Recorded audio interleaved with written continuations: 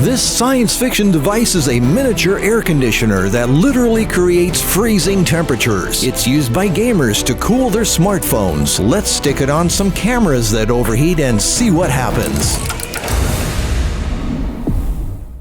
This thing feels like a science fiction movie. Within seconds of applying USB power to this thing, it can create ice-cold temperatures on a warm, sunny day. It is bizarre. Look at this. Anything that's black has a temperature reading in the 90s. Now, if I take a temperature reading of this thing while it's running, look at this. 10 degrees. It's like 10 degrees. Unbelievable. This is amazing. This becomes like an ice cube on this side. In the science world, this is called a Peltier device. It's a miniature thermoelectric solid-state heat pump. It has no compressor, no refrigerant, no moving parts other than the fan, and it's based on a 200-year-old physics discovery. It uses electricity to pump heat from one side of the semiconductor to the other. I have various models of these things. These are used to cool the backs of smartphones when gamers are using their phones for gaming. These things are amazing. So we're going to see how this compares as a camera cooling device versus the traditional fans. This is the best one out of all the ones I tested. This is called the Black Shark 4 Pro. It's $47. It has no holes on the back. This just turns ice cold. You'd think this is great, but we'll find out in a minute how that compares to a fan. So this video is mainly about cooling your cameras when you're outside. A lot of people are vlogging now outdoors in the sunlight, and their cameras get really hot and they shut down from the heat. So I'm going to talk about how many different ways of how to stop that from happening, and I found some pretty amazing discoveries. So the first step is to put your camera in shade, and when you're out in the open like this and there is no shade, they have these things. These are like umbrellas for cameras. So you take this, you slide it onto the hot shoe / cold shoe of the camera, and it has a ball head so you can adjust this umbrella to however. So in this case, the sun is right there, so I'm going to tilt the umbrella so it's like this. And now your camera is in shade. And for the cameras that do not have a hot shoe, I've created my own little Marcus thing here. There's really cheap, tiny little umbrellas that you can get for nothing. Anyway, I got one of those and I attached a wire to it. I extended it and then epoxied that to a clamp. So here's my little gadget. So here's a camera on a stand and I just clamp it on there and then I bend this to however I want the shade to be. In this case, like that. And I have several versions of it. This is a thicker wire, and this is if the wire's too thin, you just double them up and twist it so you have this, so you can bend this thing into whatever way you want. Now, I know some smart ass is going to say, well, what if it's a windy day? It's going to hit the umbrella and it's going to like catch the umbrella. Well, all right. If you're sticking a camera on a tripod and you're worried about it overheating, you're probably doing a video. And most people nowadays are doing video for vlogging, which means that you're probably not going to be outside in the wind when you're vlogging. So there. All right, step 2 is sometimes use a dummy battery. And the reason I say sometimes is people think this doesn't generate heat like a battery does, but it actually does. If your dummy battery, especially battery-powered ones, if it does not have an inline module like this, then the voltage transformation is created inside the dummy battery. And a lot of times there is more heat generated in the dummy battery than in an actual battery. I opened up one of these things. You can see there's a small little circuit board inside there. This does generate heat. Some of these have even bigger circuits than this. One way to tell is run it in your camera for a while, like have video running 4K or whatever, and then after a while, take it out and feel it. You'd be amazed how warm these things can get. So sometimes these help, sometimes they don't. Depends on where the voltage regulator is. Is it outside this or inside this?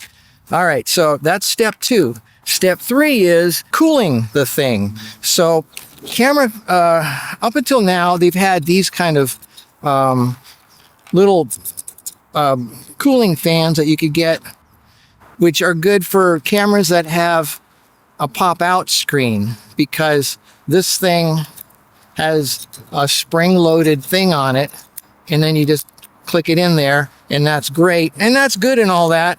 But what about cameras that have a pop-up screen?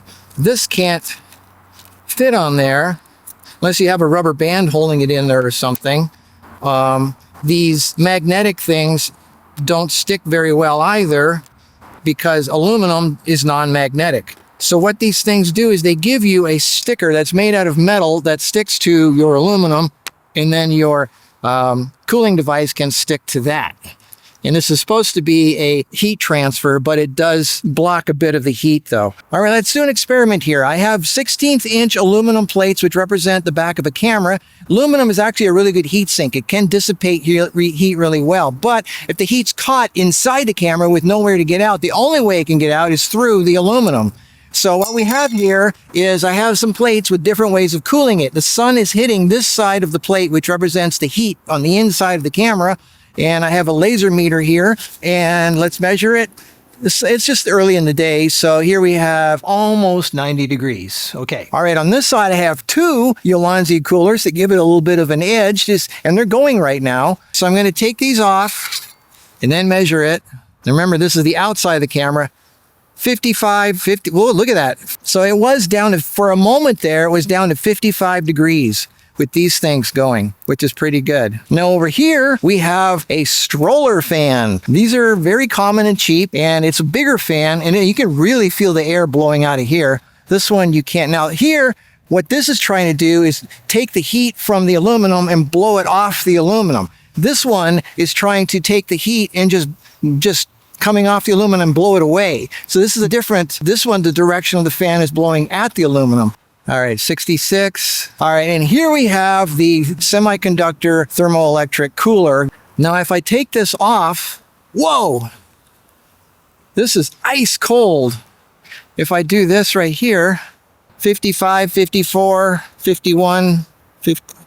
All right, so that's definitely cooling. That's cooling over 35 degrees cooler on this side. Now that's the outside of the camera. What's the temperature on the inside of the camera? Now check this out before you get too excited. Even though the other side is really cold, this side is not really cooling down that much. All right, so here I have three full-frame Sony A7R5s with different cooling methods. All right, so let's start with the camera that has just the basic back on it. It says 91 degrees, and this is in the shade, okay? This is in the shade. Here we have the stroller fan. That one is 86. And here we have the electronic cooler. This one is 44, 45, 46. Pretty darn good. All right, before you get too excited, I just want to point something out. These two cameras are still running. This one just shut off. This one overheated. Now, why is that? Why did this overheat when it's got this freezing cold temperature on the back of this thing? You'd think like this one would be the one that runs the longest. Well, that's what I found out when I experimented with these things over the last week. Even though this creates ice cold temperature, if I touch the back of this camera, that's really cold. This is ice cold. This feels like an ice cube here. So why did this camera shut off? Well, there's where the next step comes in before you get too excited about these things. This does cool the back, but we need a combination of conduction and convection. That means the heat that's inside the camera has to be able to get out. When you have this, look, this is solid. There's no holes in here. This is solid. That means when you put that on there, even though it's creating ice cold temperatures on this side, the heat that's in there can't travel through the barrier and escape. It's stuck in there. So you have a physical, even though this is cold, this is a physical barrier.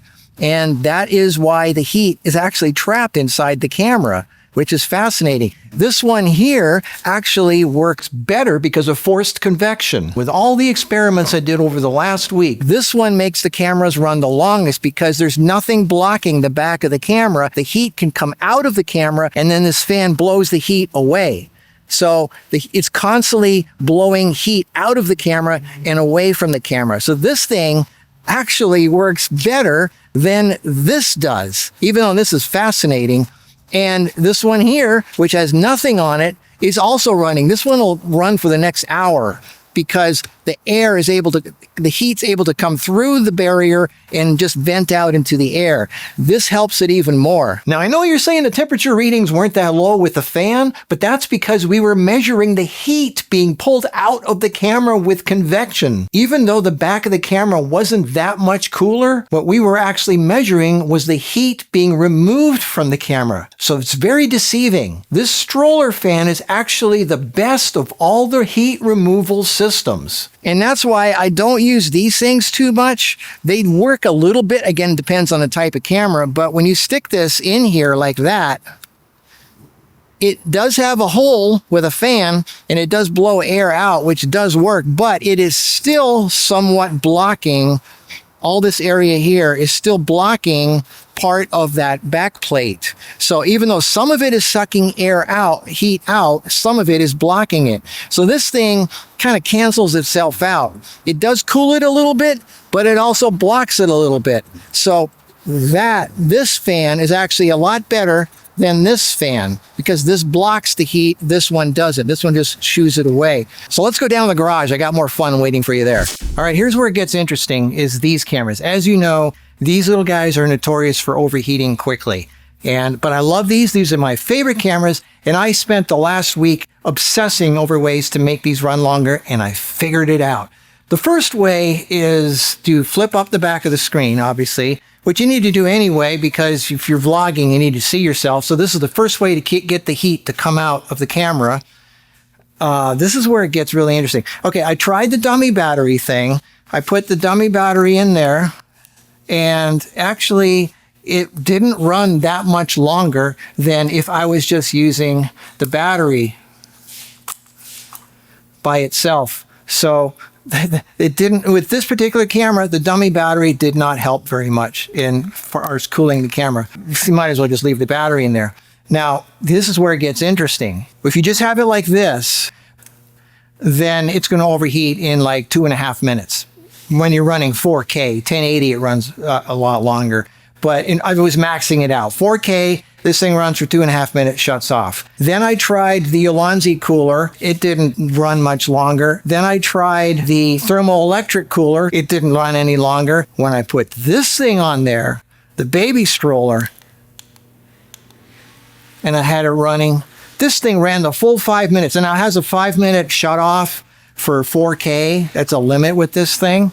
Now what I did, some of these cameras are hacked. When I bought these, the GF880s and the GX880 and the GF10s, these were hacked. They have an English menu, and they were hacked to run longer than the time limit. So it is possible to hack these things so they can run longer than they're supposed to. And I was blown away. This thing was...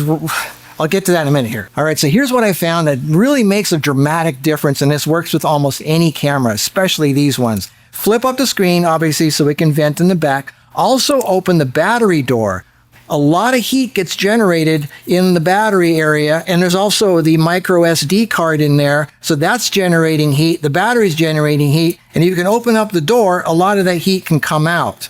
Now, second thing to do is this thing here. It has a little side panel here that you open up, and it has little USB, for hooking it up to an HDMI, whatever output, so you can watch it on a screen. I never use these, but this is another blockage of heat. What I did is I took some needle nose pliers and I just ripped that off. And now I know for you purists, you don't want to ruin your camera. This doesn't ruin the camera. It just lets it breathe. Heat comes out of here. Heat actually comes out of this area here. So that's another breathing area. So you got the battery door open, this open, and believe it or not, the biggest change of all, the one that makes the biggest difference, this is so cool, is this. Popping up the flash. There is a hole in here now.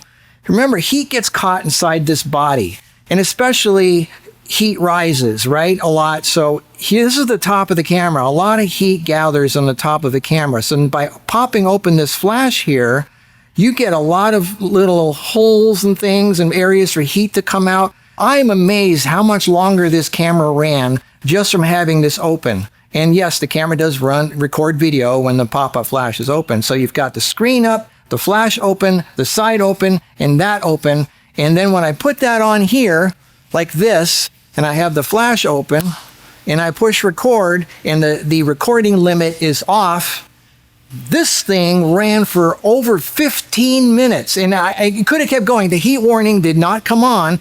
It could have kept going. I didn't want to keep going because I had things to do. But I tripled the amount of time that this thing can run. So I actually got a GX 850/880/GF10 to run for over 15 minutes recording 4K without overheating. The warning didn't even come on with this fan running, the battery door open, the flash open, and the side open here. And this thing flipped up.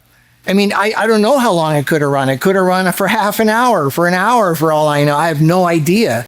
But this is the way you cool these things. So this fan is actually the most amazing way to cool any camera. A stroller fan. They cost 15 bucks, 20 bucks. And what it's doing is it's pushing air up into the battery compartment, which is open. It's pushing air into here and pushing it away from the camera. So any heat coming out of this hole here is being ushered away. The heat coming out of here, out of this hole, is being ushered away by the breeze. And of course, it's cooling the back of the camera. And I don't know if you notice this. This is another little trick of mine here, is you notice how the camera is elevated? It's a 1/4-20 spacer is all it is. And it comes with a 1/4-20 a male-to-male here. You click it in there. And then you put that on the camera. They have shorter versions of this too. And then you put that on your mounting plate, and then you can just see how the camera door has room to open. How cool is that? So all these little things add up. So you can run this camera a long time beyond what anybody thought was possible. Now, what I did here is of course, once I realized the fan is the way to go, stroller fan, I got a whole bunch of stroller fans. And I said, okay, now that I know the stroller fan's the way to go, let's find out which one is the most effective. So what I did here is I got it's a anemometer. This is one that measures wind speed. So what I did is, and I have a little wire here so I can test it. So when I test it, I can make sure that the distance from the fan to the meter is exactly the same for each one. And when you turn on the fan, here, I'll show you. There's actually a little fan in here. And when I turn it on, see, it says 0. And when I turn on this fan here, see, that starts spinning. And then it tells you the wind speed of that. So that's kind of cool. So what I did here is I measured all of these for, they all have low, medium, and high. And I wrote that on here. And then I also tested, so which one has the most air pressure and which one is the quietest. So that's what I measured in here. And they're really cool because you can, the legs can be bent into twisting around anything you want, like a tripod or a light stand. So this one is 0 at the lowest wind speed setting. This one measures 0. At medium is 1.8, and at the highest it's 2.4. This one is 2.6. This one's 3.7. That's really good. 3.5, 2.5, 3.6. This is a really big one here. Heavy. Has a clamp on it. They all attach in different ways. 2.6, 1.8. And here's some really big ones. This one moves a lot of air, but this is kind of interesting. This one's 110 volts. This one plugs into a wall. You would think this one would be stronger. It's not. It's actually really pitifully weak. So this one's pathetic. These are all battery powered. They charge with USB. This one's really big and it has really good wind speeds. It moves a lot of air because it's really big, but the maximum wind speed reaches 3.5 is no more than this one, which is 3.5. This one's actually 3.7, which is the same. You can see it's the same fan as this. This one's on a clamp like that. And this one has the little octopus feet. This is the one I like. This is the one I was using outside, and this is the one I like. I found to be out of all of these, I found this one to be my most favorite one. It's only $17. It's by Gaia Top, and it's one of the quieter ones. It's one of the most powerful ones. So it's a good balance of having air coming out and not being too loud. I keep it on the highest fan setting, which you can always filter out with any kind of audio software to filter out, especially if it's a steady sound like a fan. That's really easy to filter out when you're doing your audio. So out of all of these, this is the one that I like the most. So I'll put the link down below on Amazon. They're $17 on Amazon. And this is for cooling a camera. The secret is the baby stroller fan. Actually, this one's running right now. This one's running right. You can't even hear it. Look how silent that is. It's not running full speed, but there is some air coming off of it for sure. And wow, you can't even hear it. Yeah, so that's kind of cool. So, all right, so baby stroller fan, battery door open up any doors that the camera has, any of these rubber flaps, just take them off or open them up, open up the flash, flip up the screen, and you're good to go. And also have some shade on the camera. That you can make the camera run a lot longer than it was ever designed to do. And that makes me so happy because I love these little guys here. And I just gives me the best look out of any camera that I have. And you get a Fuji look with a tiny little camera the size of a deck of cards. And it has a flip-up screen, which I love. It's micro four thirds. And you can run these now way over 15, 20 minutes. And if you're doing 1080, you could probably run it for an hour, who knows? So that was my biggest thing with these cameras is the heat shut off and the time limit. Now, I don't know how they did. I don't know what the secret was. If any of you know, I know there's something. You don't ask Grok or chat. It gives you stuff in it that I tried that. It screws up. It gives you, it gets its stuff off the internet and it's not always the right thing. And it gives you the wrong info. The GF9 is the different coding than the GF10. So if any of you know the exact or actually have done this with a GX880 or a GF10, how to get rid of the time limit and make it an English menu, let me know. Let everybody know because somebody out there did it. I don't know who it is. I can't find out who did it, but that's a game changer. The fact that you can cut off the time limit and it'll just run as long as you want it to, and that it's an English menu. So let me know on that. So anyway, okay, so I am thrilled. I am just so thrilled that I can run these cameras as long as I want. So baby stroller. That's the answer. Okay. Baby stroller fan. Baby stroller fan. Yeah. Baby stroller fan. Okay, so I will see you in the next video. Hope you got some out of it. Have fun. Stay cool.